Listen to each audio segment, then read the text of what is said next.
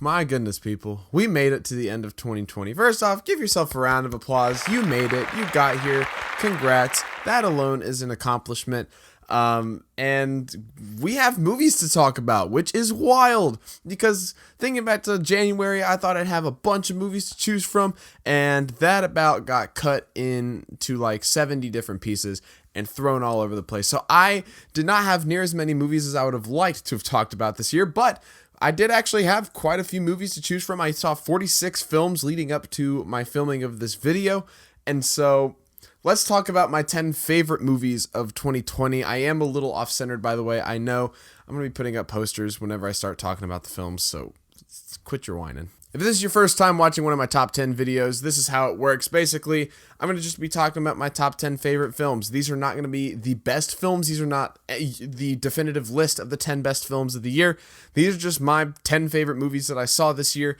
And I'll be going from number 10 to number 1, and these aren't going to be like full reviews. I do have reviews for most of these, and you can find them here on my channel, but some of them I do not have reviews for, and so I'll be talking just a little bit about why I loved each film as I talk about it. And also, even after I film these videos, these lists do change, and my top 10 movies do change. And so I did leave a link to my letterbox down below where you can find my 2020 ranked list, and it's always changing. So if you see this in like 2021 and you're looking back, chances are it's going to be a little bit different. There's going to be more films added to it, so you'll always have a more updated list there on Letterboxd. And also, before we get started, go ahead and put your top films of the year down in the comments below. I'd love to hear what films you liked, because sometimes I don't see other movies that other people do, so it lets me go check out other films. And as always, I do like to bring up a few honorable mentions, 5 films that I thought were really great but weren't quite enough to make it to the top 10 list. My honorable mentions for 2020 this year are Borat, subsequent movie film, Bill and Ted Face the Music, Boys State, Onward, and The Way Back. I enjoyed all of those films quite a bit, but as I said, they just weren't quite enough to make it into the top 10 list. And speaking of, let's kick this off, starting with number 10. At number 10, I have Spike Lee's De5 Bloods that came out on Netflix earlier this summer. I thought this was a very great film. I thought it had fantastic performances. I thought it had a really great story that was really interesting, kind of about facing your past, especially as you were older. And that's something that I think through a lot. And so to see that play out on screen, I thought was really, really interesting. And especially for Spike Lee to tackle that, because he is getting older. He's been making films for north of 40 years now. And so that's really interesting to see him as a filmmaker tackle those subjects as he's getting close to that age as well. I think the only reason why this film wasn't higher up on this list is because it was a little bit tonally inconsistent. It plays off like a comedy sometimes more of like just like a emotional drama, and other times like a full-on war film. And so it does feel like you're jumping back and forth between different films at times, but I think the emotions really pick up that slack. I think, especially in the third act, the emotions are just through the roof. The performances, especially by Chadwick Boseman and Delroy Lindo, are just fantastic. And I think this is a great film that everybody should check out. Number 9. At number 9, I have Ma Rainey's Black Bottom. This is a film that was just released on Netflix not too long ago. And this is a difficult film to judge because this is a transcription from a play. It's based off of a play. And so a lot of the elements of this film definitely feel like a play. Like, honestly, watching the film, it does feel like you're watching a play. But there are some added elements that make the film more cinematic, that make it feel like a film. And I think that really helps this film a lot, particularly in editing. Certain sequences will have things that you can't quite capture on stage with fast-paced editing, but this film features that, and it really makes it set apart from the stage play. Overall, I just thought it was a great translation from the stage play. It features really, really sharp dialogue and really, really great performances, especially from Chadwick Boseman, who I think with this is a shoo-in for Best Actor. I wouldn't say he's my favorite performance of the year, and we'll get to that in a little bit, but I think in terms of what the Oscars are going for, I think he's a shoo-in for this Oscar, and he deserves it. Number 8. At number 8, I have Run. This is a Hulu original thriller from Anish Chaganty, who directed Searching, a film that I loved from back in 2018. And this film is exactly that, thrilling. Once this film starts, it does not let up, and everything that happens is just rolling and continuing to build and creating this huge snowball.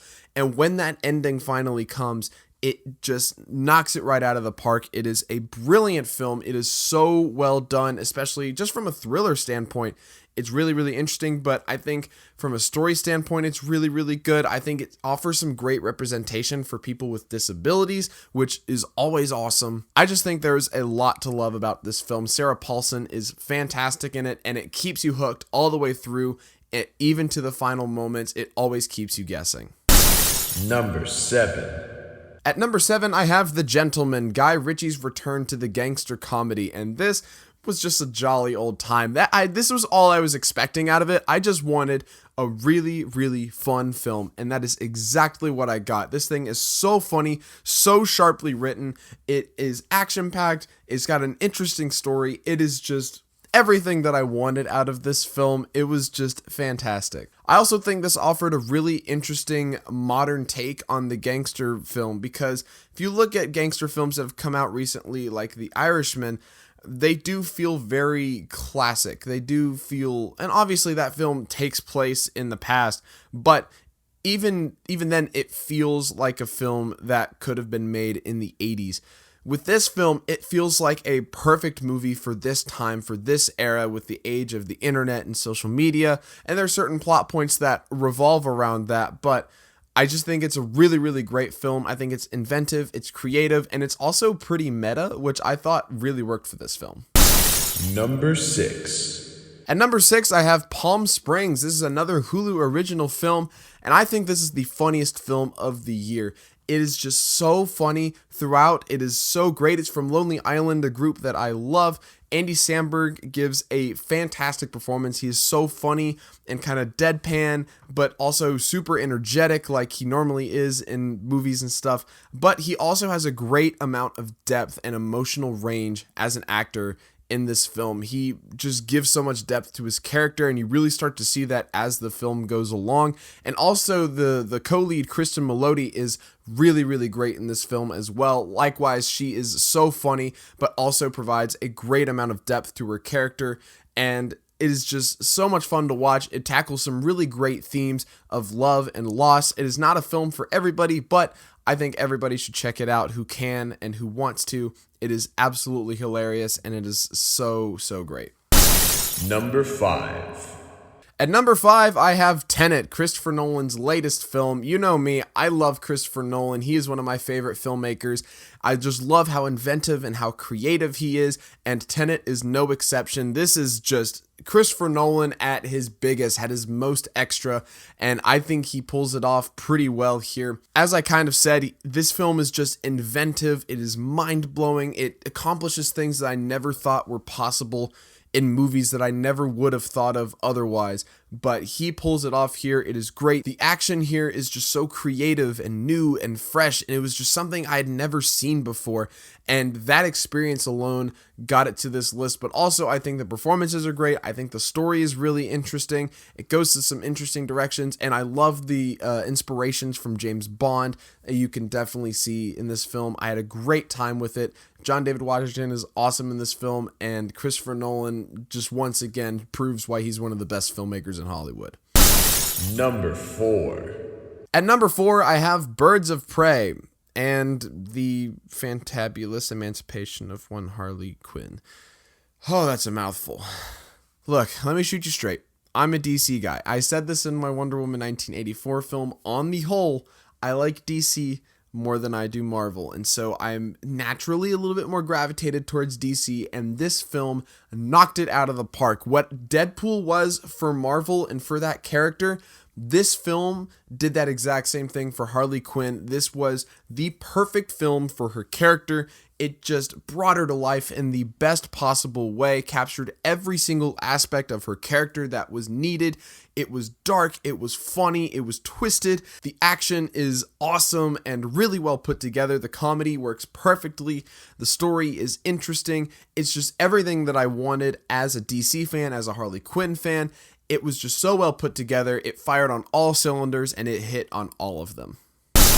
Number 3. At number 3, I have Soul, Pixar's latest film. I'm sorry I didn't get a review out for this film. I wanted to get this out more, but I thought I could share a little bit of my thoughts here. Guys, Pixar has done it again. I mean, I don't know why I ever doubt Pixar, because every time they release a film, they prove why they're one of the best out there at storytelling. And this film is no different. I think this is one of Pixar's best films that they've ever released. It is just a massively beautiful film. It is so great. It is funny. It's entertaining. It's perfect for kids. It's perfect for adults. But also there's so much depth to the themes, to the characters, to the emotions.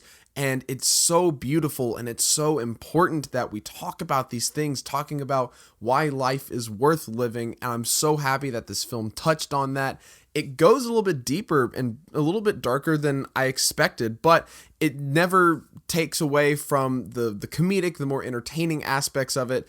It is a great film for all ages. It is one of the most beautiful films I've seen in a long time, and everybody needs to watch it. It's on Disney Plus. Just please go watch it. It's beautiful. Number 2. I was honestly debating pretty hard between number 2 and number 3. I've had Soul at number 2 for a couple days, but this film that I saw not too long ago, Sound of Metal, that just kind of took back that number 2 spot, because the more that I thought about it, the more I was personally impacted by Sound of Metal. I said a lot of this in my review, so I'm going to try and keep it a little bit brief here, but I am a drummer. I do often worry about whether I'm going to lose my hearing because of how loud I play the drums. And so this is a genuine fear of mine, and to see it kind of manifested in this way, and to see it brought to life in this way, in a way that's scary and hard to watch at times, but is also so beautiful and just a really touching story. It was just everything that I needed. It hit me the most personally. This was the most personally impactful film of the year. It's emotional. Riz Ahmed is just brilliant in this film. I think he gives the best performance of the year. He is just so great in this film. It is just a beautiful film. You need to seek it out. You need to watch it, especially if you're a drummer like me. It was just everything that I needed in a movie. Number 1. Okay, number 1. Look, when I first saw the trailer for this film, I thought it was going to be stupid. I really didn't have much of an interest in seeing this film. And then I saw it. And I saw it again. And then I saw it again. Then I bought it on 4K. And then I watched it again. And I've watched this so many times. The Invisible Man. Oh my gosh, this is a movie right here. This is just everything I could have ever asked for out of a horror thriller. This literally, I think, redefined the horror thriller. Not only is it a great sci-fi film, not only is it a great horror film, not only is it a great thriller film, it's also a really great drama and a really compelling character story, especially as you follow Elizabeth Moss's character, who gives one of the best performances of the year. She is so good in this film. If you've seen me in person, you've seen how much I've sung this film's praise. It is so good. It will shock you to your nerves. There are things that are just always happening, and they're so unexpected. You never know what's going to happen next, and it always keeps you guessing, even until the final moments. It is so pleasing. It is one of the best movie watching experiences I've had all year, and every single time I watch it, I love it even more. I find more things to appreciate about it. And it just continues to hit me, and it just continues to have that impact on me. It is my favorite film of the year. It's one of my favorite films in a long time. It is just an excellent film in all regards. If you're a fan of horror thrillers, you need to see this film. Alrighty, that's my 10 favorite movies of the year. Thank you guys so much for watching. I hope you enjoyed it. If you did, leave a like, hit subscribe, hit the notification bell, and once again, tell me what your favorite movies of the year were. I always want to know what movies people enjoy, and I always want to check them out, because oftentimes people are right, and I end up enjoying films that other people do. So let me know your favorite movies of the year down in the comments below. I'd love to check them out. Also, be sure you're staying tuned here on the channel. In a few days, I'll be uploading my least favorite films of the year video. Yes, we actually had enough movies for that. Dang it. it feels like a nice way to wrap up the year. Just making fun of some terrible films, especially a year like 2020. I think we all need it. So, like I said, hit subscribe, hit the notification bell. You'll know exactly when I upload it. Thank you guys so much for watching. Hope you guys have a great day, and I'll see you in the next one.